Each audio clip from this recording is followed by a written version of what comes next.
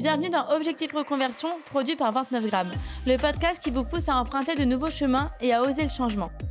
Vous découvrirez des personnes au parcours varié, chacune avec son lot d'épreuves et de succès. Qu'il s'agisse de reconversion professionnelle ou de quête d'épanouissement personnel, chaque épisode est une invitation à découvrir des histoires authentiques où les défis deviennent des tremplins vers l'avenir. On parle des étapes de la reconversion, mais aussi des moments de doute et de résilience qui forgent le caractère. Mon but, tout simplement, c'est de vous encourager à avancer, à demander de l'aide sans honte et à croire en votre potentiel. Objectif Reconversion, c'est aussi un centre de formation dédié à votre réussite. Nous proposons des bilans de compétences sur mesure, des formations dans différents domaines et une offre de coaching adaptée à vos aspirations. Ensemble, ouvrons la voie à un futur où vos ambitions prennent vie. Écoutons, apprenons et transformons nos vies ensemble. Aujourd'hui, j'ai le plaisir d'accueillir un danseur professionnel dont le parcours est pour moi hyper inspirant et qui, j'espère, fera écho en vous. Merci à toi, Christian, d'être venu pour le podcast Objectif Reconversion. Merci de me recevoir. Avec grand plaisir. Avant de démarrer cet épisode, enfin notre échange surtout, j'aimerais te poser une petite question. Comment tu définirais ton parcours aujourd'hui en un mot? En un mot, je dirais complexe, mais complexe, c'est pas positif. J'aimerais bien que ça soit quelque chose de positif, mais on va dire papillon, tiens, parce que ça évolue. Okay. Évolutif. Ouais. Évolutif, ouais. Ok, ça marche. Ouais. Alors, tu vas nous expliquer après pourquoi. Et déjà, t'étais quel genre de petit garçon plus jeune? J'étais un garçon très discret, très introverti, finalement. J'ai toujours eu de la difficulté quand j'étais jeune avec le côté social, la sociabilité. J'étais très proche de mes parents et j'ai commencé à faire de la danse très tôt. Donc, à l'âge de 2 ans, déjà, je faisais déjà mes premiers pas de danse. Ah oui. Parce que mes parents sont professeurs de danse, donc ils me faisaient pas toujours garder. Ils ont vu que j'avais le rythme, et donc, du coup, ils ont vite su que j'allais pouvoir peut-être danser. Ils ne pensaient pas que j'allais avoir une grande carrière comme ça, mais ils faisaient partie des milieux de la compétition, donc j'ai fait tout de suite de la compétition. Mais j'avoue, avec du recul aujourd'hui, que c'était pas ma personnalité. Et le côté compétitif, le côté devant de scène, leader, c'était pas mais c'était la personnalité beaucoup de mes parents. Et c'est vrai qu'ils m'ont aidé, on va dire, à grandir ça. Donc, j'étais un peu à l'écart à l'école, j'étais un peu rejet. J'ai subi beaucoup d'harcèlement scolaire. À l'époque, il n'y avait pas de mots, donc à l'époque, c'était des problèmes de jeunes. Et en fait, on se culpabilisait beaucoup. Moi, je me culpabilisais beaucoup. Et j'en parlais pas à mes parents. Parce qu'ils faisaient tellement beaucoup pour moi. Tu voulais pas les inquiéter? Je voulais pas les inquiéter et je me disais que c'était moi le problème. Mes parents, ils se donnent tellement pour moi et ils sont tellement présents dans ma vie et je voulais pas qu'ils soient déçus ou les décevoir et alors qu'en vrai, ils auraient pu m'aider parce que, franchement, si j'aurais pu leur dire avant, ça aurait été beaucoup plus simple, je pense. Et justement, c'était au Canada, tout ça? Parce que t'as été né au Canada. C'est ça, okay. Dans les banlieues de Montréal. D'accord, ok. Et l'harcèlement, t'as fait comment, du coup, pour surmonter? Parce que tu t'en parlais à qui? Enfin, tu faisais j'en comment? parlais pas. Et donc, du coup, je subissais. Et j'ai changé beaucoup d'écoles à l'époque. Comme ça, en fait, on n'a pas déménagé, mais je changeais beaucoup d'écoles parce qu'on était sur la frontière de deux villes. Et donc, c'était toujours à recommencer. J'avais toujours... C'est plus à l'âge de 15 ans, j'étais dans un collège privé, à un moment donné, que j'ai compris que si je faisais pas quelque chose, à un moment donné, j'allais en finir. À un moment donné, mes épaules étaient... pas assez large, en tout cas, pour supporter tout ça, parce qu'en plus, je supportais ça à l'école, mais je supportais ça aussi dans la danse parce que j'étais, on va dire, un pionnier. En fait, il n'y avait pas de jeunes de cet âge-là, en fait, au Canada, qui avaient atteint ce niveau-là. Et donc, il fallait qu'ils créent des règles pour moi, il fallait qu'ils créent et ils voulaient m'empêcher de danser. Et c'est des adultes, donc j'étais face à des adultes qui veulent m'empêcher de faire ce que je veux faire alors que j'étais un enfant. C'était très contradictoire. Et donc, c'était un peu mon échappatoire, la danse, mais en même temps, le contexte de la compétition me ramenait encore à du harcèlement. Donc, ça a été très compliqué. Si j'avais pas eu le soutien de mes parents tout le temps, même s'ils savaient pas ils savaient que j'en subissais dans la danse, mais ils savaient pas que j'en subissais à l'école. Si j'avais pas eu ce soutien-là ou cette base-là, c'est vrai que je pense que ça aurait été un peu plus compliqué. À l'âge de 15 ans à peu près, j'ai eu un déclic, me dire, OK, là, il faut que je me donne des outils pour pouvoir changer. Et c'est à ce moment-là, en fait, que j'ai commencé à faire mes premiers changements. C'était pas spécialement bien, mais c'est ceux que je pensais qui étaient bien. J'ai voulu ressembler à mes harceleurs ou à les gens qui étaient cool ou les gens qui ressemblent. Et donc, j'ai changé plus physiquement. J'ai aussi été harceleur un peu à mon tour. Ça n'a pas duré longtemps parce que c'était pas trop dans ma personnalité, mais je l'ai fait. Et par frustration aussi, des fois, par vengeance, un peu. Par vengeance, tu dis, en fait, pour faire partie du groupe, peut-être qu'il faut que je fasse la même chose qu'eux.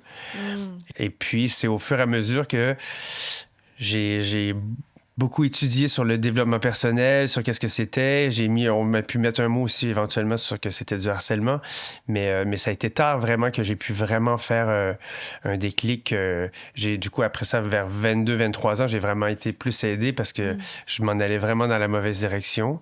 Et à partir de ce moment-là, en fait, je suis calé vers le haut, ce qui était bien parce que j'étais vraiment rendu au plus bas. Et puis voilà, aujourd'hui, je suis...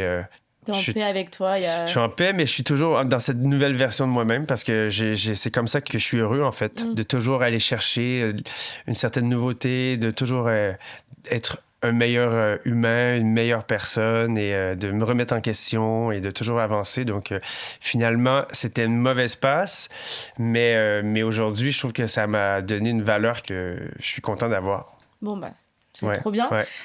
Et du coup, donc, tu nous expliquais là que tu passais des concours de danse au Canada quand tu étais plus jeune. Comment tu as réussi à te démarquer suite à ça, justement?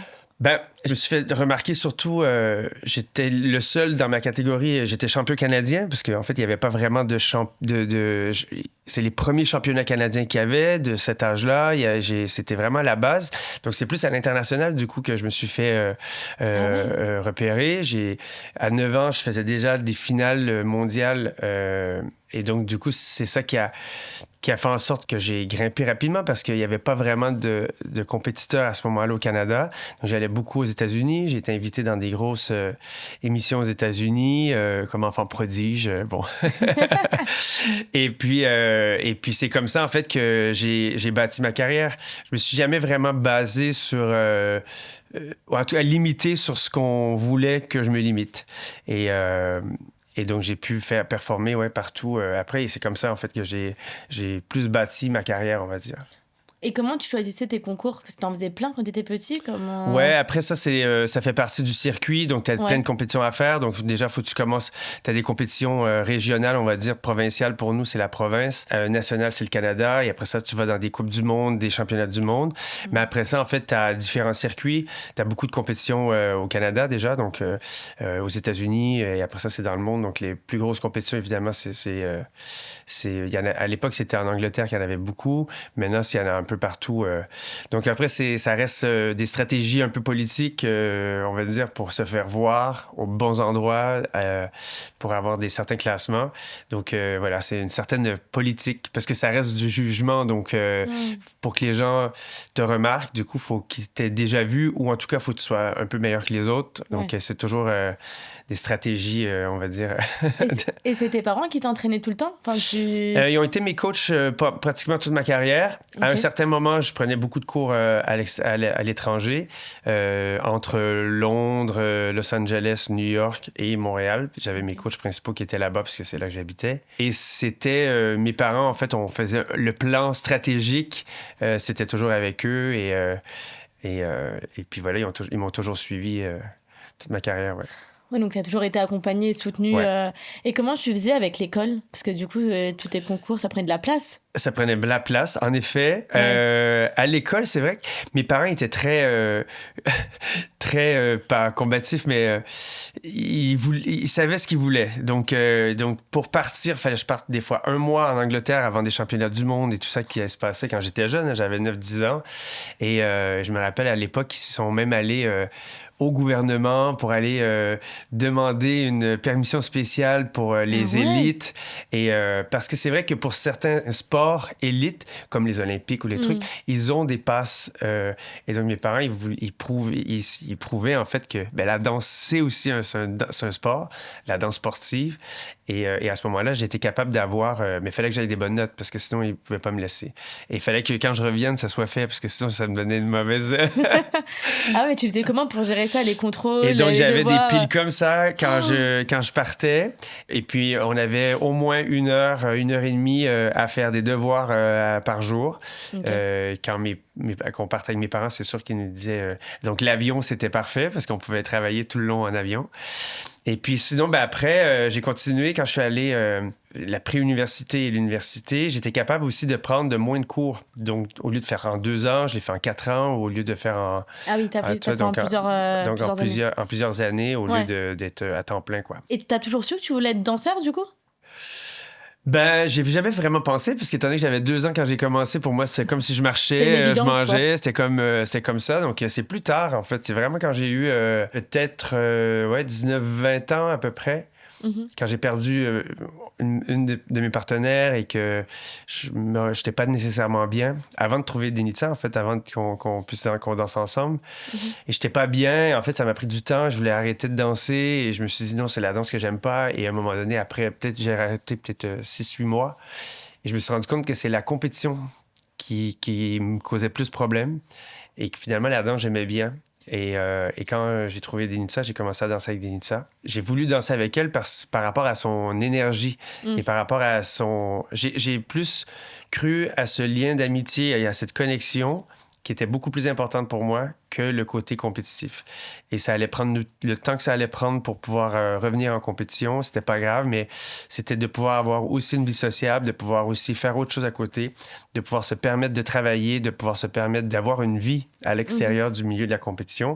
Et c'est ce qu'on a fait. Et finalement, on a quand même réussi. Ah bah oui, vous avez bien réussi, donc finalement, tu sais, des fois, on dit il faut que tu fasses que ton sport et il faut vraiment que tu sois hyper concentré. Mais je pense aussi qu'il y a des façons de le faire autrement. Et je suis content qu'on l'ait fait comme ça parce que aujourd'hui, en fait, on a des études, même si c'est pas ce qui nous sert aujourd'hui, mais on a des études, on sait c'est quoi travailler parce qu'on a vraiment travaillé dans des jobs, je veux dire, plus réguliers. Toi, t'as travaillé dans quoi, du coup? Alors, moi, j'ai travaillé, tu vois, c'est là que ça commence. Parce qu'en plus, j'ai fait des études en technique informatique. Ah oui! Et programmation informatique. Et après ça, j'aimais pas ça, mais j'ai gradué, mais j'aimais pas ça. Et après ça, j'ai fait un certificat en criminologie, donc encore ailleurs. Rien à voir. Et pendant ce temps-là, j'ai travaillé, mon premier job, c'était dans un fast-food. Mais après, j'ai travaillé à la répartition d'ambulance, répartition médicale d'ambulance. Donc, on prend les prises d'appel et on fait les protocoles médicaux jusqu'à temps que les paramédics arrivent. Okay. C'est pas tout à fait le même système qu'en France, mais on fait donc le dispatch des ambulances et tout le côté médical qui est supervisé par des médecins. Et à l'intérieur de cette entreprise, pendant 10 ans, j'étais sur le département d'assurance qualité. J'ai fait des ressources humaines, j'ai même fait délégué syndical, j'ai fait de la formation. T'as été extrêmement polyvalent. En fait, c'est que quand je suis là, je suis bien, j'ai envie d'apprendre autre chose ou en tout cas d'avancer. Et puis finalement, je pense qu'on croit en moi. J'ai toujours eu cette chance quand même qu'on croit en moi. C'est ce que tu dégages. Après, les gens aussi te font aussi j'imagine. Bien sûr. Et les concours que tu faisais, c'était un coût? Enfin, ça coûtait cher, non? Les concours. Donc, aussi, il fallait les financer. C'est surtout mes parents. Ça, c'était tes parents? Ouais, mes parents qui finançaient. Et c'est pour ça aussi que mes parents nous disaient, ils nous ont très vite, le premier jour qu'on a pu, moi et ma soeur, qu'on pouvait travailler, il fallait aller travailler. Parce qu'ils disaient, on paye tout à côté.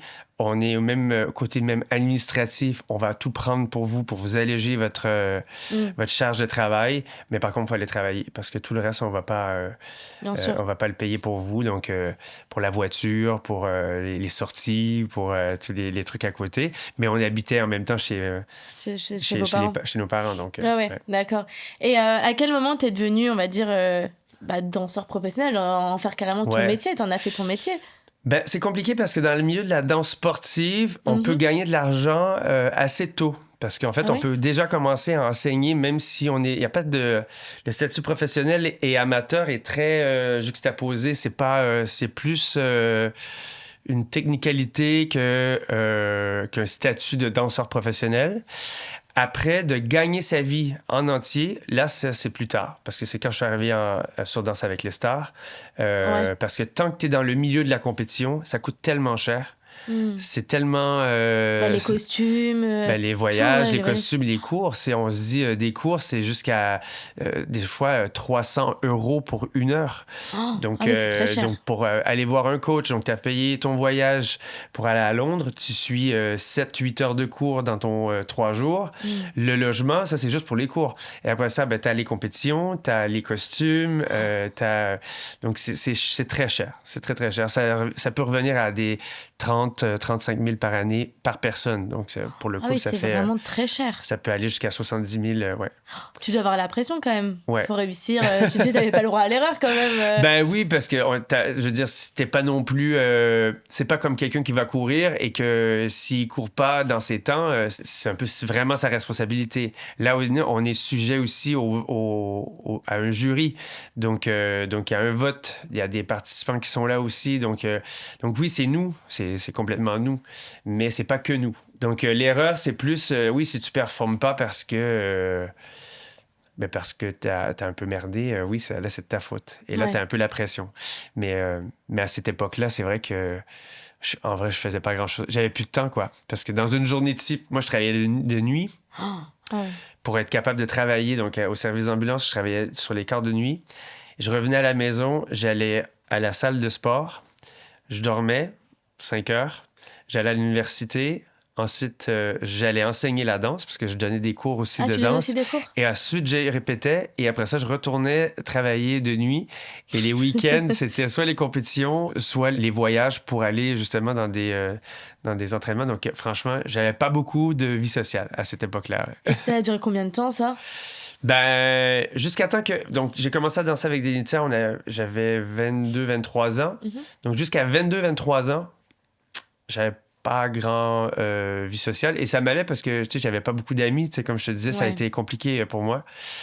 Et après, quand j'ai voulu, je me suis rendu compte que, en fait, mes 2 amis, c'était mes parents, ou pratiquement. Tu sais, j'avais d'autres amis, mais j'étais limité. Je savais plus qui appeler. J'avais personne autour de moi. Je savais pas quoi faire. Et je me suis dit, voilà, je commence à arriver dans ma vingtaine et je sais pas ce que je veux faire de ma vie. Et c'est à ce moment-là que j'ai commencé à vouloir un peu faire tout. Je faisais déjà tout, mais alléger un peu mes charges de travail et pouvoir avoir une vie sociale un peu et qui est nécessaire, quoi. Et Denitza, du coup, tu l'as connue à travers un concours. Comment vous êtes connus? Parce que je sais que c'était ta partenaire de danse pendant longtemps.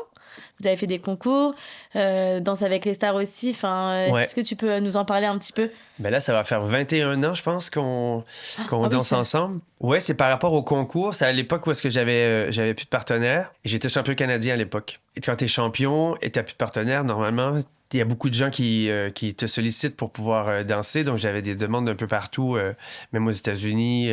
Justement, étant donné que je voulais m'alléger un peu ma charge. Je voulais surtout pas aller dans un autre pays qui allait m'obliger. Je voulais retrouver un peu de liberté chez moi. Donc, j'ai essayé d'avoir quelque chose de plus confort. Et j'ai vu Denitza. Elle était sur un... Elle compétitionnait contre mes élèves. C'était très drôle parce que... et on m'avait dit, regarde cette petite-là. Elle est très forte et c'était un de mes coachs à moi qui m'avait parlé. Ça faisait 2 fois que des coachs à moi m'avaient parlé de cette fille.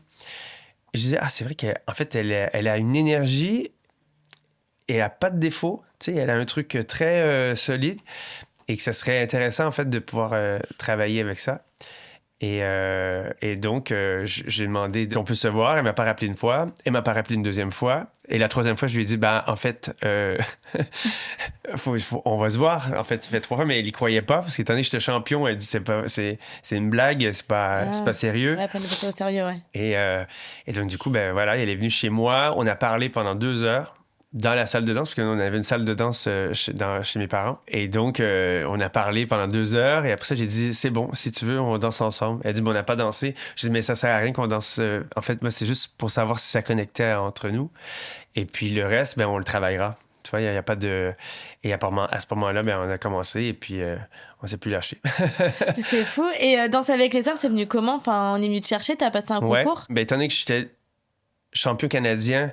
Donc, je faisais beaucoup de championnats. Et Maxime, qui représentait Maxime de Remès, il représentait la France. On est de la même génération. Donc, lui représentait la France, moi le Canada. Donc, on se retrouvait souvent dans les championnats du monde. Donc, on se connaissait un petit peu. Et Maxime a suggéré mon nom dès le début, en fait, parce qu'il faisait partie de l'aventure dès le départ. Hein. Dès le départ, mais surtout, c'est lui qui suggérait des danseurs, des juges. Il a été un peu aide pour les castings dès le début de la première saison, parce que lui avait fait aussi le dancing show avant. Okay. Et donc, du coup, il a proposé mon nom. Et à ce moment-là, il m'a demandé, parce qu'il y avait une place de garçon qui était disponible, il dit, c'est le candidat qu'il vous faut, je vous promets. Ils m'ont appelé pour la première saison, et moi, j'ai dit, OK, ben, je veux venir, mais avec des Nitsa. Et ils m'ont dit, mais il n'y a pas de place pour les filles. Les filles, ils ont déjà toutes les candidates. Ben, j'ai dit, écoutez, je dis pas non, mais c'est pas le bon moment pour moi. Je veux venir avec des Nitsa. Si l'opportunité revient, n'hésitez pas à me rappeler, et puis on verra. Et puis finalement, ils nous ont rappelé 6 mois plus tard, parce qu'on était sur une émission au Canada. Ah ouais? Et ils ont vu l'émission, et là, ils nous ont dit, on vous veut pour la prochaine saison. Et donc, finalement, on est venu pour la saison 3, du coup, parce qu'avec l'emploi du temps, c'est là que c'était possible. Et donc, voilà, 3e saison, on est arrivé sur Danse avec les stars en même temps. Et puis, ouais, on a fait pratiquement tous les projets en même temps. C'est très drôle, parce que même l'émission au Canada, on a été choisis en même temps, alors que c'était un concours qui était pas spécialement... les garçons, il y avait un concours pour les garçons, un concours pour les filles. On a fait l'émission en même temps. Danse avec les stars, on est arrivé en même temps. Les tournées, on les a fait ensemble. C'est fou quand même. Donc, en fait, ils nous ont toujours sélectionné les deux en même temps, alors que... ils auraient pu décider à un moment donné qu'ils nous séparent.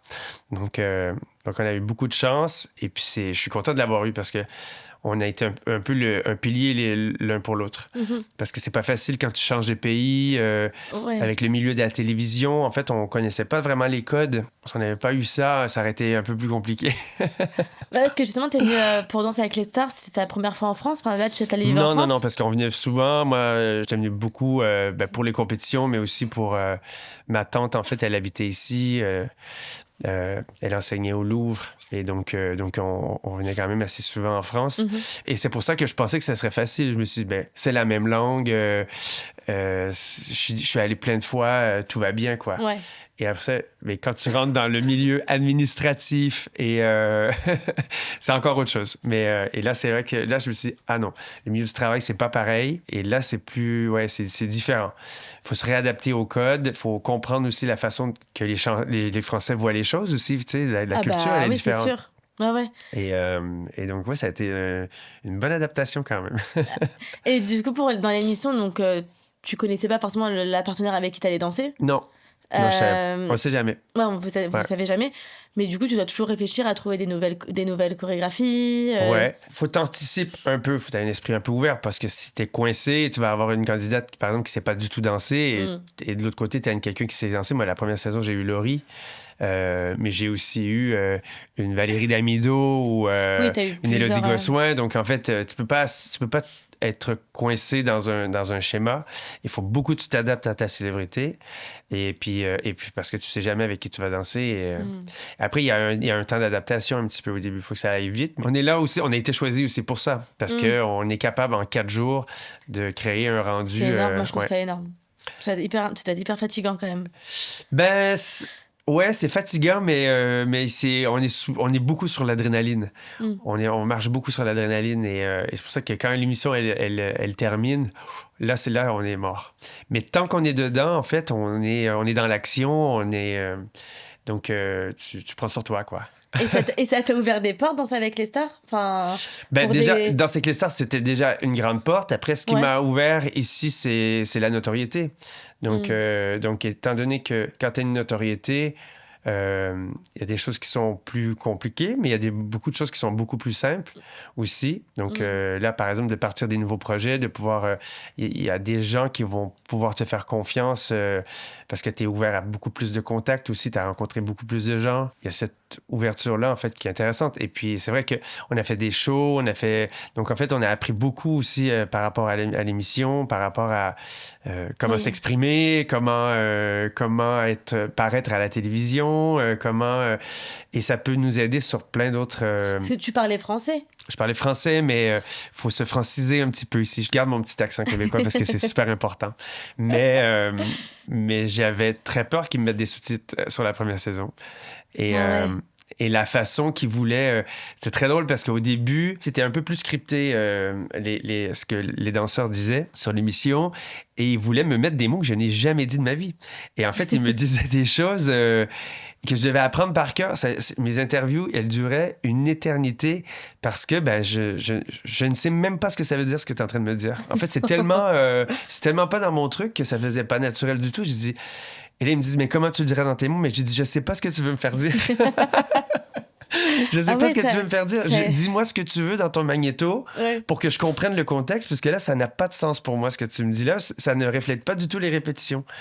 Et donc, ça a été un combat au début pour savoir comment je dois parler, Et donc, du coup, je suis passé d'un autre côté où est-ce que j'ai même pris des cours de diction pour pouvoir avoir l'accent un peu plus parisien. Et là, j'en suis arrivé à ce juste milieu parce que je sais quand... En fait, quand je vais parler avec ma famille, je vais déjà changer d'accent. Et donc, je suis bilingue français. Je dois m'adapter rapidement. Tu parles super bien français, en tout cas. Et du coup, t'es resté combien de temps dans l'émission Danse avec les stars? J'ai fait 10 saisons. J'ai que pas fait la dernière l'année dernière. 10. Ah ouais. Puis c'est un beau chiffre de dire 10.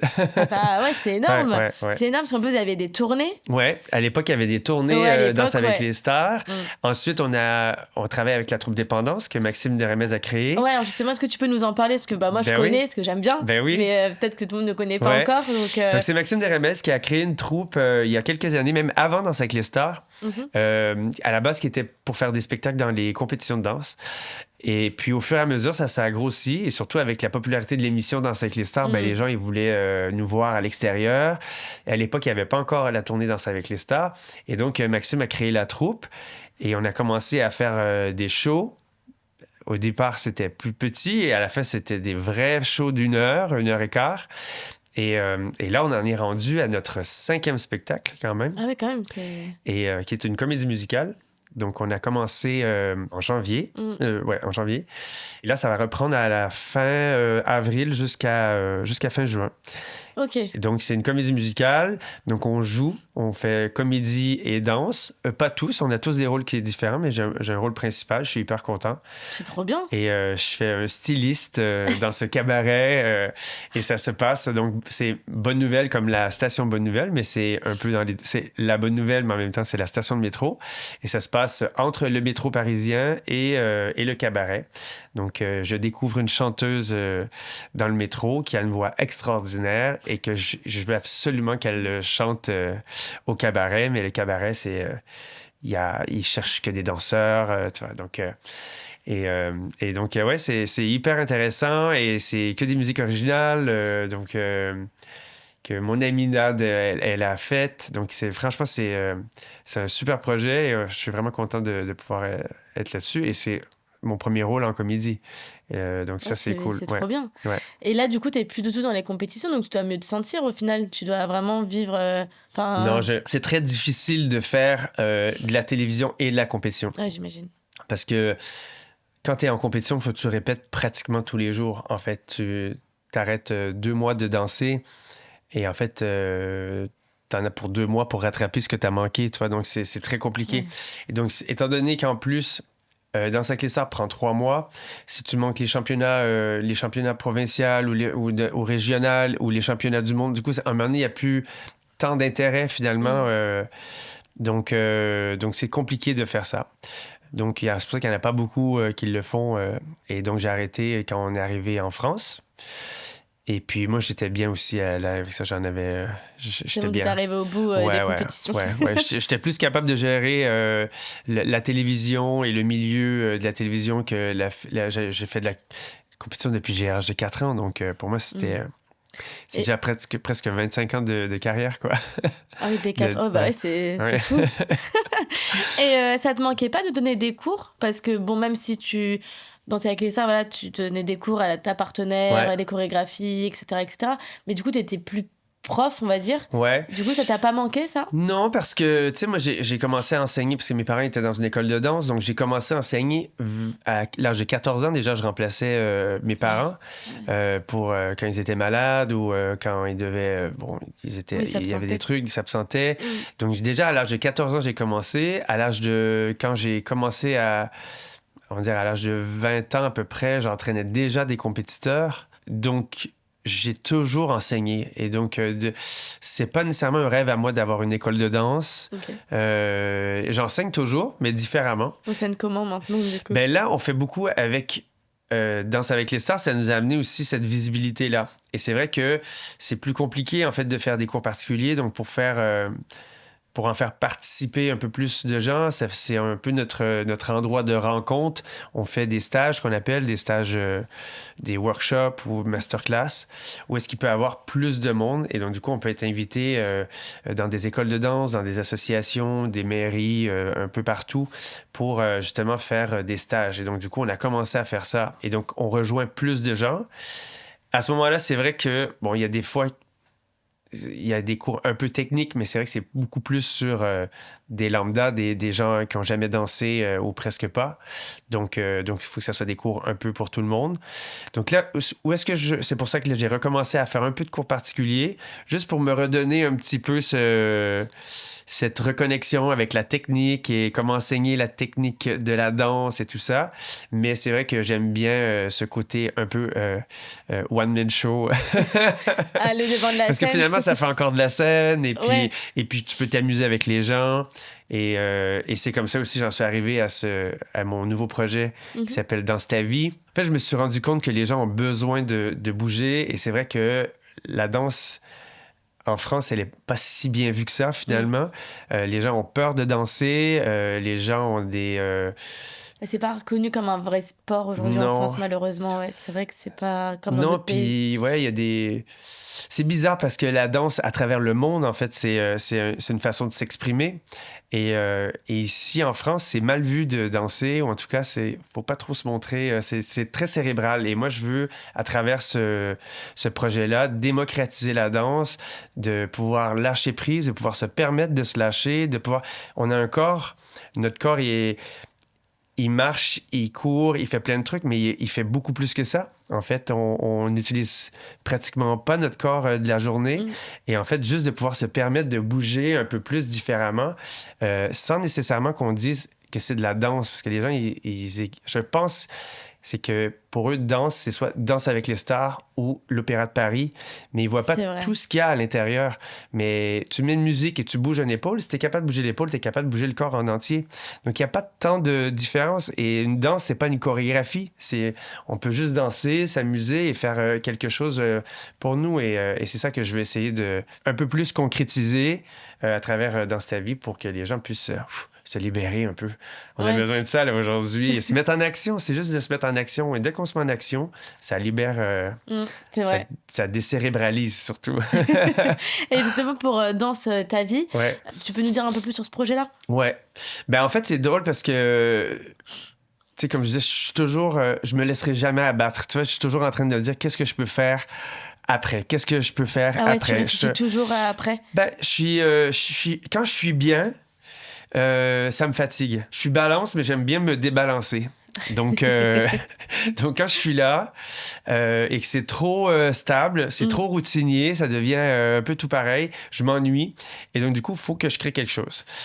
Quand je suis arrivé en France, ce que je te disais avant, tu sais, j'ai fait plein de trucs. Je te dis, criminologie, dans le milieu ambulancier, avec la danse, je faisais du sport et tout ça. En fait, quand je suis arrivé en France, on m'a dit un peu comme ça...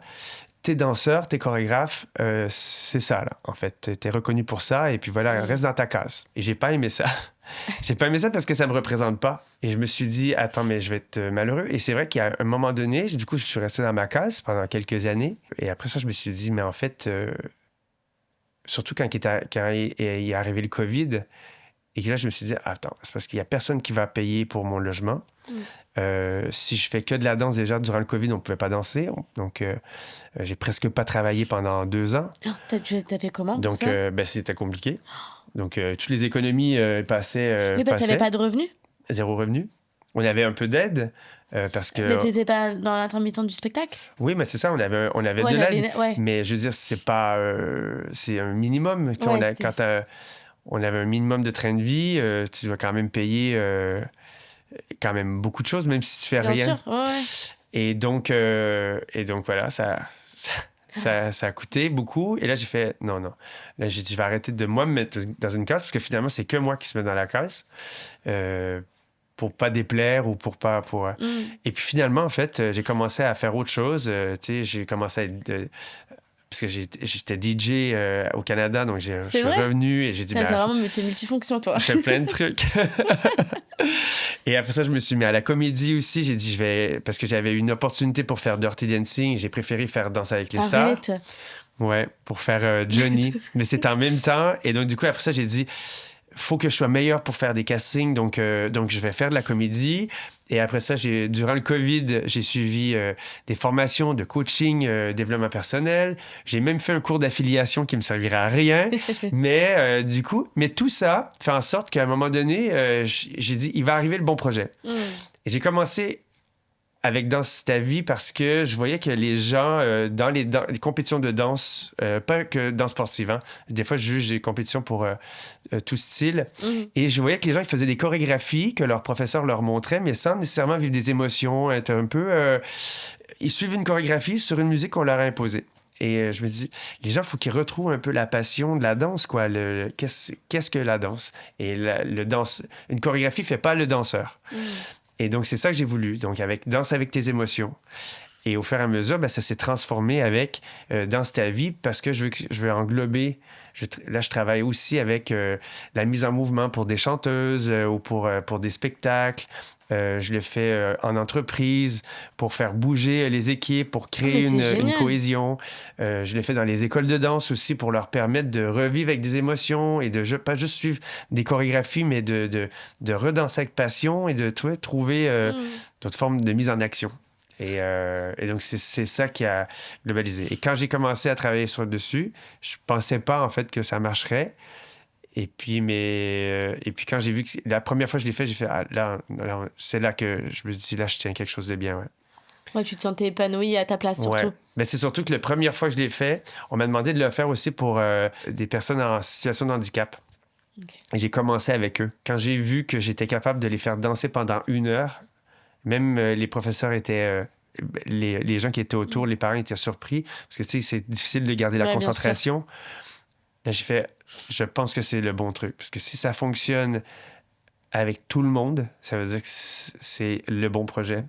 Et donc, c'est pour ça que là, j'ai vraiment démarché là-dessus. Et puis voilà, on verra. Ça sera plus juste pour 2026, mais là, c'est déjà en cours. Ouais. Et t'as une équipe avec toi? Comment ça se passe pour ça? Pas encore. J'ai des gens qui m'aident, mais j'ai pas d'équipe encore parce que pour l'instant, je suffis à moi tout seul. Mais évidemment, le but, ça sera de grossir et de pouvoir peut-être entraîner d'autres gens à pouvoir le faire aussi avec moi et qu'on puisse faire quelque chose de plus grand.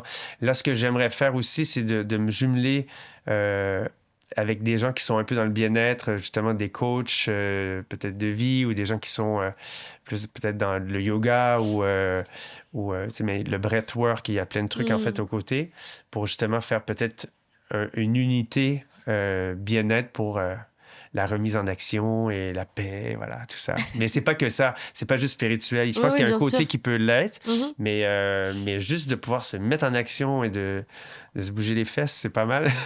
Ah bah ouais, c'est clair.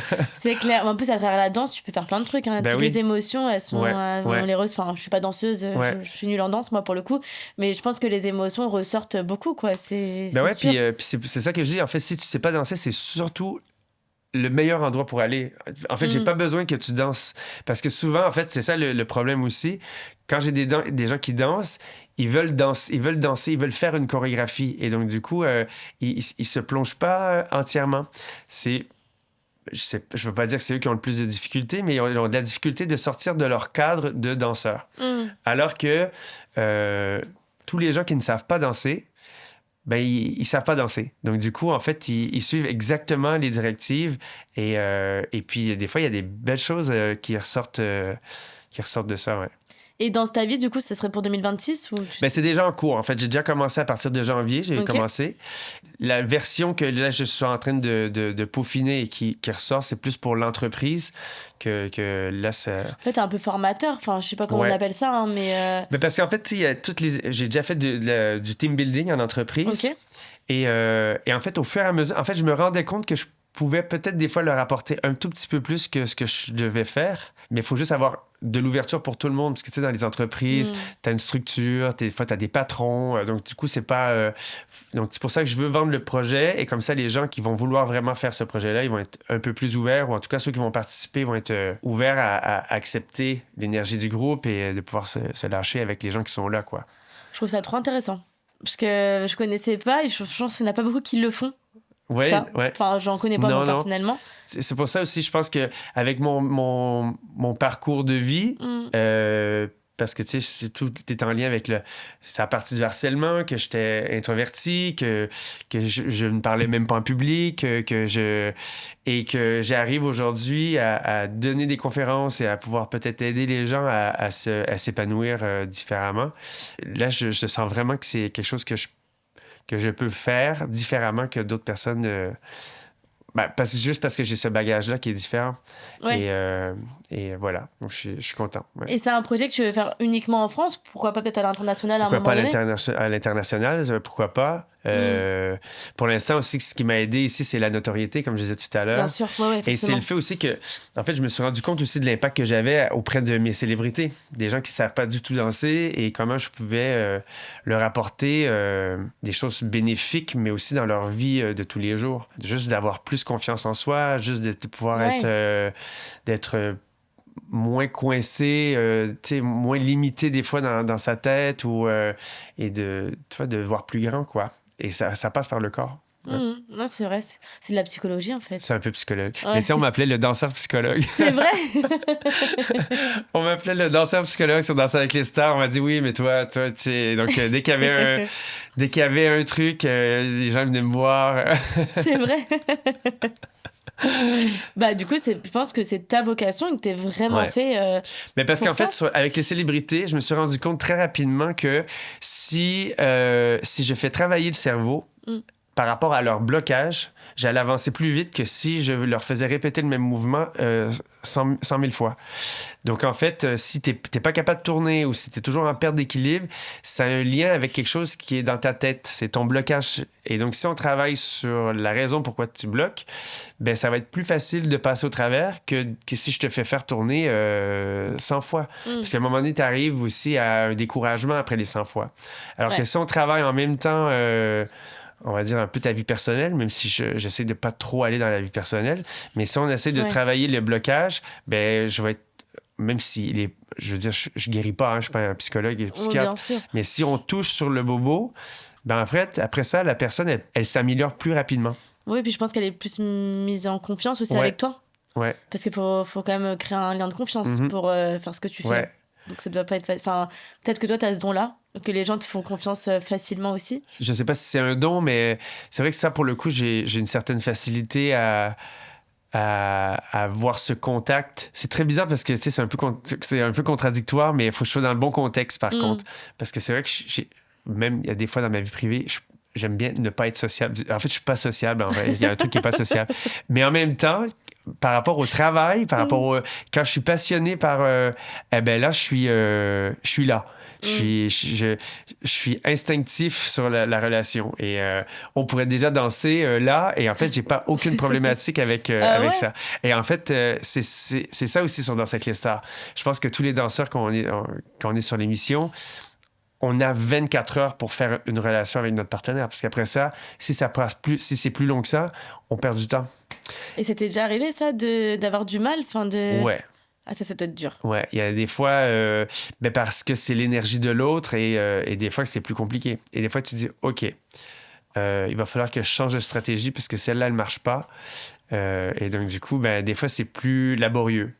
Mais du coup, tu peux le faire en parallèle, mais c'est juste qu'étant donné qu'il y a un rapport physique qui est très rapide, on se touche, on se tient les mains, on n'est pas obligé d'être collé, mais on se tient quand même. Il y en a que... il y avait une célébrité. En fait, je suis approché pour me présenter, pour faire la bise, et elle a fait ça comme ça. Et je fais, ouh là là, ça va être compliqué. Et ça s'est bien fini, ça va? Et ça s'est très bien fini parce que je l'ai amadouée et puis ça s'est super bien passé. Et aujourd'hui, elle est hyper heureuse. Elle m'a dit, t'as changé ma vie. T'as changé mon rapport à mon corps, le rapport avec les autres. C'est une vraie satisfaction pour toi quand même. Quand tu arrives à ce stade-là, tu te dis quand même que j'ai réussi. Pour moi, ça, c'est parce que j'ai jamais gagné et il y a des fois, j'aurais pu, mais c'est vrai que il y a des fois, c'est plus compliqué. Tu vois, le parcours et tu vois le niveau des compétiteurs et tu sais qu'avec... Denitsa, elle a gagné beaucoup de trophées quand même. Mais c'est pour ça dépend parce qu'en fait, on fait aussi partie d'un casting. Hein, donc, c'est pas donné par hasard, les célébrités. Donc on m'a sûrement mis parce que j'ai cette personnalité-là et en fait, on va me donner à peu près les personnalités qui correspondent aussi à mon profil. Donc, Denitsa, elle a eu aussi des candidats qui étaient plus dans l'énergie, qui avaient plus un physique pour... Ah, tu penses qu'ils font... Quand ils vous donnent les partenaires... Enfin, vous donnent, quand ils choisissent les partenaires. C'est pas au hasard. C'est jamais au hasard. Mais toi, tu sais jamais... La télévision, c'est jamais au hasard. J'imagine. Et tu sais jamais sur qui tu vas tomber. Non, mais après, tu commences à savoir. Après 10 ans, tu sais à peu près... tu peux espérer. Oui, parce que la liste des invités... Parce que des fois, il y a des surprises. Mais parce qu'à un moment donné, on commence à savoir un peu le casting. Ah, voilà, c'est ça, ouais. Et quand ça se rapproche, on commence à savoir le casting. Mais à un moment donné, tu te rends bien compte que ça va être pour moi. Ah ouais. Mais c'est bien aussi parce que moi, psychologiquement, j'ai besoin de me préparer. Parce que si je vais avoir quelqu'un qui a un caractère fort, j'ai besoin de me préparer. Je peux pas arriver juste comme ça à l'improviste. Je vais me faire... En fait, je veux pas me faire bouffer. Je vais être droit dans mes baskets. L'avantage, c'est que, étant donné que j'ai pas vécu en France avant dans Cinq les Stars, je suis pas spécialement impressionné par les gens avec qui je vais danser parce que je les connais pas. Là, aujourd'hui, je connais les gens, mais... Oui, bien sûr. Mais du coup, j'ai pas été impressionné quand je suis arrivé. Donc, du coup, déjà, pour moi, ça enlève une barrière. Donc, je peux déjà commencer à créer un lien. Je peux déjà commencer à travailler, à comprendre aussi comment l'autre travaille. Mais ouais, c'est beaucoup d'ouverture, beaucoup de flexibilité et beaucoup d'improvisation.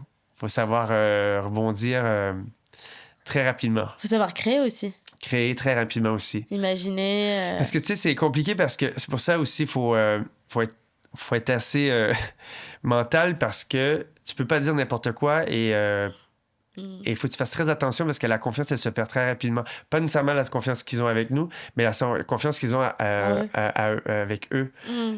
Si tu leur changes un bout de chorégraphie, par exemple, parce que tu vois que ça ne fonctionne pas, ils peuvent complètement dépérir et en fait, finalement, tu manques une journée complète de travail. Et donc, faut que tu sois toujours très... malin. Ah ouais, mais non, ça s'arrête jamais. Malin, ouais. Donc, des fois, t'es là. Alors, j'ai pensé à quelque chose d'extraordinaire. On va faire ce pas-là. Tu sais, t'arrives avec un truc. Ouais, bah oui. Des fois, tu sais déjà, en répétant la veille, que tu vas l'enlever, mais en fait, c'est pas le moment de l'enlever. Faut que tu y penses comment tu vas y dire le lendemain. Ah ouais. Et le lendemain, tu vas faire OK. Mais juste pour pas qu'elle perde confiance, quoi. Juste pour qu'elle reste motivée, qu'elle comprenne que c'est bon pour elle. Parce que sinon, eux, ils voient ça comme un échec. Et on n'a pas le temps de gérer les échecs. Ah bah oui, on a que 4 jours. Et t'étais pas stressé de pas les mettre en réussite? Tu te faisais confiance? Je pense que je suis assez en confiance par rapport à ce que je leur donne. Je pense que je comprends assez bien les célébrités. Je sais ce qui est bon pour elles.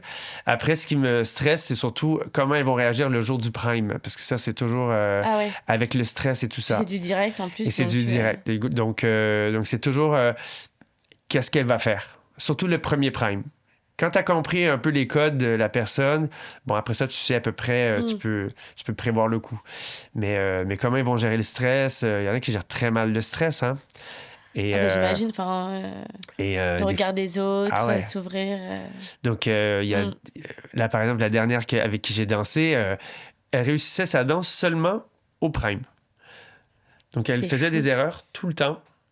Et je dis non, mais j'y crois. En fait, j'y crois parce que je crois à ma capacité à pouvoir la mettre dans ce truc-là. Et je sais que c'est à son niveau. Et puis, ben, finalement, j'avais raison. Je me suis rarement trompé. Il y a des fois, je me suis trompé quand même, mais je me suis rarement trompé. Après, ouais. Et t'avais pas peur du jury? Non. Parce que les notes et tout, non, ça va se... Ben, en fait, je peux rien y faire. Et en vrai, c'est pas moi qui est en compétition. C'est surtout ça. C'est pas moi qui est en compétition. Ouais. Je suis pas toujours confiant dans la vie, mais je suis assez confiant de ce que j'ai fait sur Danse avec les stars. Je regrette pas. Je sais le travail que je mets derrière. Et donc, après, que le juge apprécie ou pas, ou que la célébrité, elle a réussi ou pas. En fait, il y a des fois aussi, j'ai mis la célébrité en danger pour la suite. Tu vois, il y a des fois, je me suis dit, si je la mets pas en danger là et qu'elle comprend pas l'enjeu, on va faire 3 primes au lieu d'en faire, tu vois, une Élodie Gossuin qu'on s'est rendu jusqu'en demi-finale.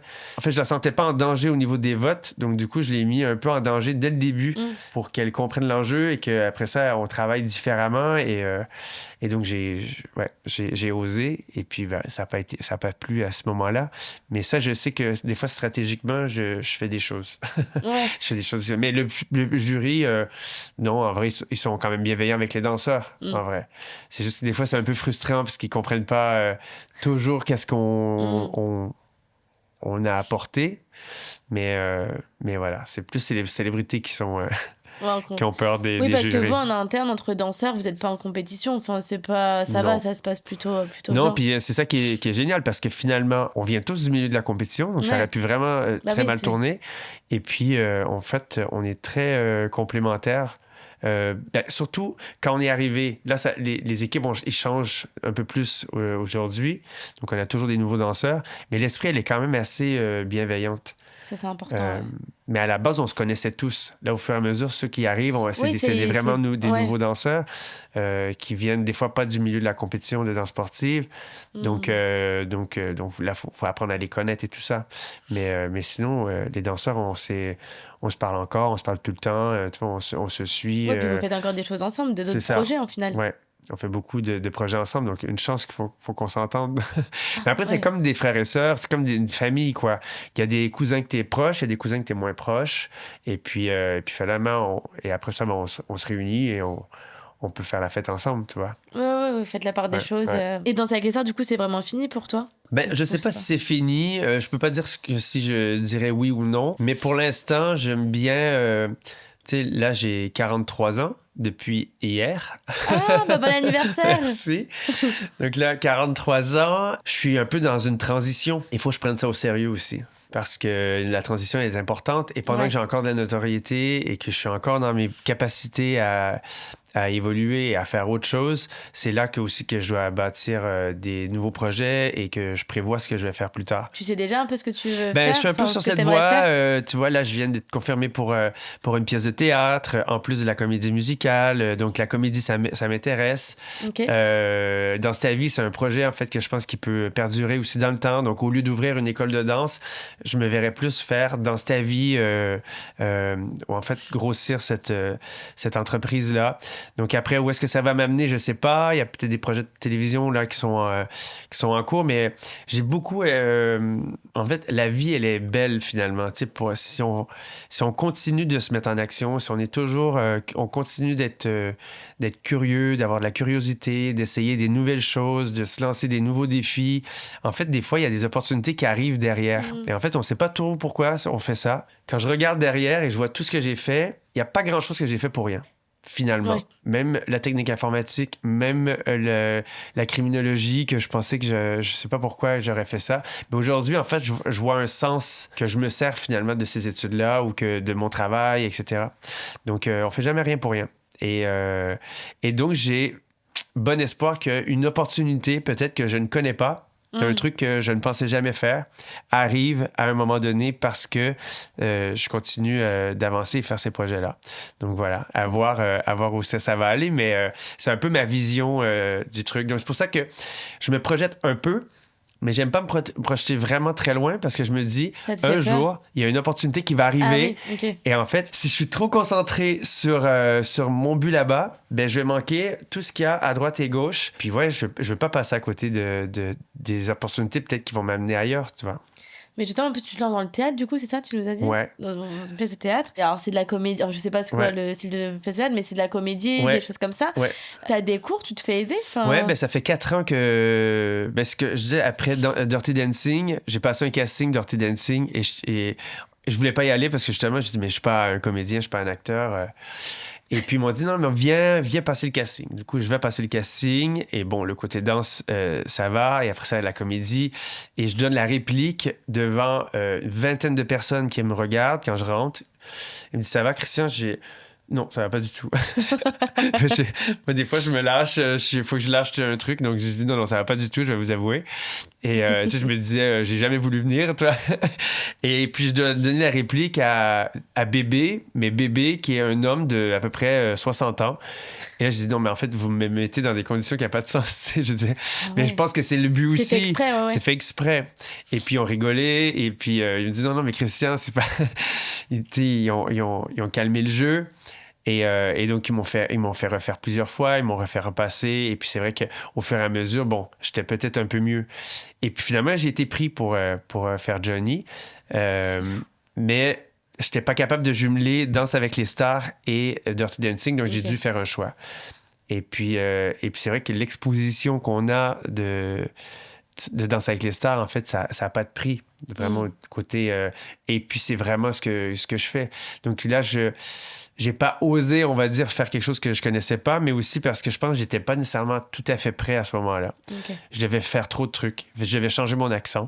En même temps que je fasse les répétitions, il voulait pas un Johnny québécois, donc il fallait que je change mon accent et que je suive des cours d'acting. Donc c'était très intense. C'était très intense. Il a fallu que je fasse que ce projet-là. Donc après, quand j'ai fini, j'ai dit, je veux pas que ça se reproduise et que je me trouve mauvais.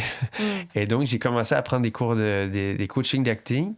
Et puis, j'ai un coach depuis 4 ans et puis voilà, ça se passe bien. Mais après, oui, c'est un nouveau... c'est un nouveau truc. Et tu arrives à assimiler, à allier, dans ta vie, ce projet-là. Tu arrives à gérer un peu ton emploi du temps? Ouais, c'est occupé. Pour l'instant, je suis capable de tout gérer parce que les projets, ils arrivent aussi dans les bons endroits pour l'instant de ma vie. Là, la rentrée, elle est très occupée, mais parce que finalement, je pensais que l'été, elle est toujours un peu plus relaxe. Et puis, je disais, bon, ça sera une rentrée peut-être un peu plus relaxe. Et puis, finalement, pas du tout. Mais je suis hyper content parce qu'il y a plein d'opportunités qui arrivent, justement, des nouveaux trucs. Trop bien. Et je sais pas si ça va se faire ou pas se faire, mais déjà, quand ces opportunités-là viennent vers toi, ça veut dire qu'il y a...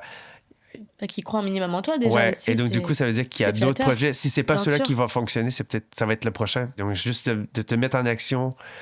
Et puis finalement, c'est tout un peu connecté. Tu sais, quand j'ai commencé à faire les coachings d'acting, ça m'a fait comprendre beaucoup de choses sur les émotions. Et c'est ça aussi, j'ai essayé de mettre à travers dans ta vie, la danse, le jeu. Tu vois, tout est un peu connecté. En fait, t'apprends tout le temps des choses. T'apprends en pratique. C'est ça.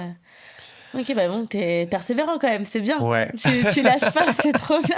Je lâche pas, j'ai toujours dit, je vais pas me laisser abattre. T'as bien raison. Et je pense vraiment que tout le monde a ce potentiel d'être créatif et on a tous une intuition et il faut juste oser le faire. Et comme toi, de faire un podcast, par exemple, tu vois. Oui, pourtant, moi, de base, j'étais pas destinée à faire un podcast. Tu vois, mais tu vois, c'est ça, c'est de se dire, attends, j'ai une idée, je pense qu'elle est pas mal, cette idée-là, mais d'aller jusqu'au bout et d'être patient parce que souvent, aujourd'hui, tout le monde veut faire les choses très vite. Et je pense que c'est aussi ça qui a été persévérant, mais je suis pas patient dans la vie, mais j'ai été patient dans mes projets parce que je les ai partis petit à petit. Et aujourd'hui, en fait, ça fait du sens. Les gens, ils me voient plus là parce que ça fait longtemps qu'ils me voient tranquillement monter.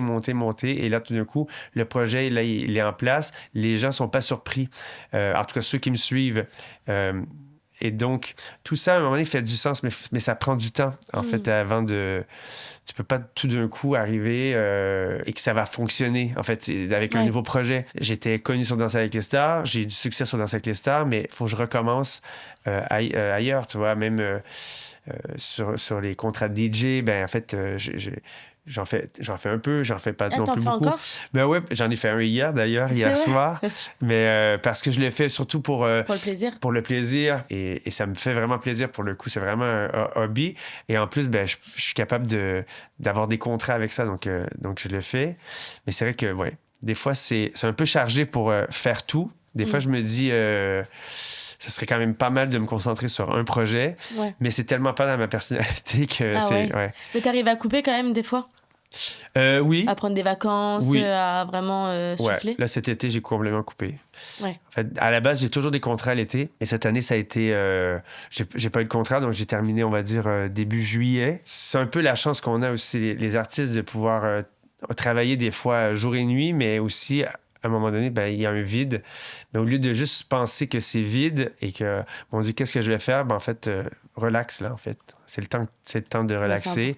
C'est le temps de prendre tes vacances. C'est le temps de profiter de ce temps-là. En fait, t'as de la chance. J'ai de la chance de pouvoir avoir du temps off au lieu de paniquer parce que ce que je faisais avant, qu'est-ce que je vais faire? Je travaille pas et tout ça. Et en fait, juste de prendre ce recul-là aujourd'hui, je pense que ça m'aide aussi sur l'énergie que je renvoie. Automatiquement. C'est sûr. Ouais, c'est certain. Dès que tu es dans le stress et en panique... Les gens le ressentent. Ouais. Et donc, je pense que c'est ça aussi qui m'a aidé de prendre sur moi, de prendre du recul, de faire la part des choses et que je suis arrivé à 43 ans et je suis encore là. Je veux dire, je suis encore dans des beaux projets. Donc, dans ce que t'aimes. C'est ça. Donc, les choses évoluent et puis c'est très bien comme ça. Donc, j'ai pas besoin de paniquer, tu vois, toujours. Et j'ai encore mes parents qui sont là et qui me disent, mais Christian, on va t'aider s'il y a un problème, si tu veux acheter quelque chose et tout ça. Donc je sais que j'ai un bon soutien aussi autour de moi. Donc aujourd'hui, à 43 ans, tu te sens pleinement épanoui?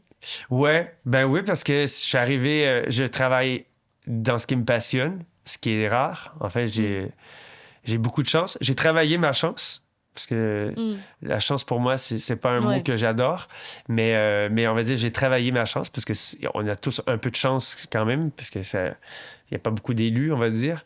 Donc j'ai cette chance de pouvoir travailler de ma passion et d'avoir été persévérant. Et aujourd'hui, je suis heureux. Ça prend du temps, mais aujourd'hui, je suis bien, je suis content. Mais c'est ça. C'est toujours cette peur que finalement, ça s'arrête. Ouais, t'as toujours quand même cette peur-là, au fond, de temps en temps. Ben, c'est pour ça que j'innove tout le temps. C'est pour ça que j'apprends tout le temps. C'est pas tant la popularité, la notoriété, c'est plus de faire quelque chose qui me passionne, tu vois, de faire quelque chose qui me plaise vraiment, de pouvoir être indépendant aussi, de pouvoir... Mais tu veux rester indépendant. Ouais. Ben, j'aime pas la routine, donc si je sais que je serais très malheureux à travailler du lundi au vendredi. Je l'ai fait, hein? J'ai fait longtemps. Mais même à cette époque-là, j'essayais toujours d'esquiver ou de faire autre chose. Donc c'est pour ça que je veux essayer de préserver ça. Ça, surtout. Et t'arrives des fois à être fier de ton parcours, quand même, t'as une belle évolution. Enfin, le harcèlement que t'as pu subir quand t'étais plus jeune, etc. Des fois, t'arrives à prendre du recul et te dire, bon, bah, c'est quand même bien ce que j'ai fait jusqu'à présent. Ben, c'est surtout, j'ai commencé à être fier quand j'ai commencé à faire des podcasts comme ça, parce qu'à force, ben, tu fais jamais vraiment un récap sur ta vie, tu vois. Je veux dire, je suis pas rendu à l'âge d'écrire une biographie. Peut-être un jour, hein. Peut-être un jour. Et c'est vrai que quand je commence à dire tout ce que j'ai fait et je suis comme un chat, quoi. Tu sais, j'ai plusieurs vies. Et c'est là que je me rends compte que, franchement, j'ai quand même passé beaucoup d'étapes. Et c'est vrai que je suis assez jeune pour avoir finalement fait tout ce que j'ai fait. Donc là, ça me rend fier. Quand je commence à... Puis le parcours aussi que j'ai été capable de me refaire en France, tu vois, ça, c'est surtout à cette période-là, en fait, que je suis fier d'être parti du Canada pour venir ici et tout laisser ce que j'avais d'acquis. Pour repartir à zéro, même si l'opportunité, j'avais de danser avec les stars, c'était là, mais il n'y avait rien d'acquis. Hein. J'aurais pu faire une saison et sortir le lendemain, l'année d'après. T'as pris un risque. J'ai pris un risque. Et puis finalement, aujourd'hui, là, je suis content de ce risque. Ah bah oui, ça t'a ouvert des portes et tant mieux. Et j'espère que ça va continuer à t'en ouvrir. Bah écoute, je te remercie merci à pour toi. cet échange. Je te souhaite beaucoup de succès pour la suite. Merci. Et puis je te dis à très bientôt. Merci beaucoup. À bientôt. Merci d'avoir écouté cet épisode d'Objectif Reconversion. J'espère qu'il vous a inspiré et motivé à explorer de nouvelles possibilités dans votre propre parcours. N'oubliez pas que le changement commence par un premier pas et que chaque petite victoire vous rapproche de votre objectif. N'hésitez pas à vous abonner, à donner votre avis et à partager ce podcast avec votre entourage. Pour en savoir plus sur nos bilans de compétences, formations et services de coaching, rendez-vous directement sur notre site internet ou alors sur nos réseaux sociaux. On se retrouve bientôt pour un nouvel épisode d'Objectif Reconversion. Mais en attendant, osez et croyez en votre potentiel.